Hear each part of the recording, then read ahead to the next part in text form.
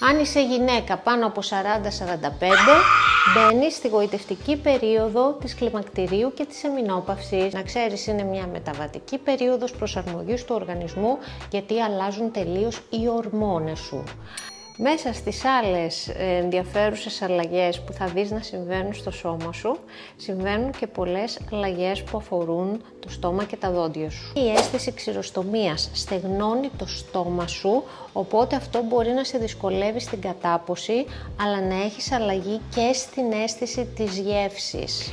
Η πτώση των ιστρογόνων στον οργανισμό σου, επειδή γίνεται πολλές φορές απότομα, έχει σαν αποτέλεσμα να υπάρξει ευαισθησία στο νευρικό σύστημα.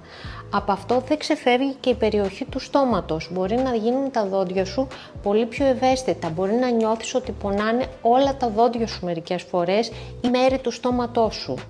Οι αλλαγές των ορμονών αυξάνουν τα επίπεδα της κορτιζόλης στον οργανισμό, οπότε αυξάνεται η αίσθηση του άγχου σου. Έχει παρατηρηθεί ότι σε γυναίκες αυτές της ηλικίας αυξάνεται το φαινόμενο του βρυγμού, δηλαδή του σφιξίματος των δοντιών στον ύπνο ή και κατά τη διάρκεια της ημέρας. Για να βοηθήσεις τον εαυτό σου λοιπόν, πίνε πολύ νερό για να ανυδατώνεσαι γενικά, αλλά και στην περιοχή του στόματος. Κάνε τακτικές επισκέψεις στον οδοντίατρό σου, έτσι ώστε να ελέγχει την κατάσταση του στόματός σου, να ελέγχει τα ούλα σου, γιατί κινδυνεύεις από τις φλεγμονές που πιθανόν να αυξηθούν, και αύξησε τη στοματική υγιεινή σου. Αύξησε δηλαδή το χρόνο και τις επαναλήψεις των βουρτσισμάτων μέσα στη μέρα. Γράψε μου στα σχόλια.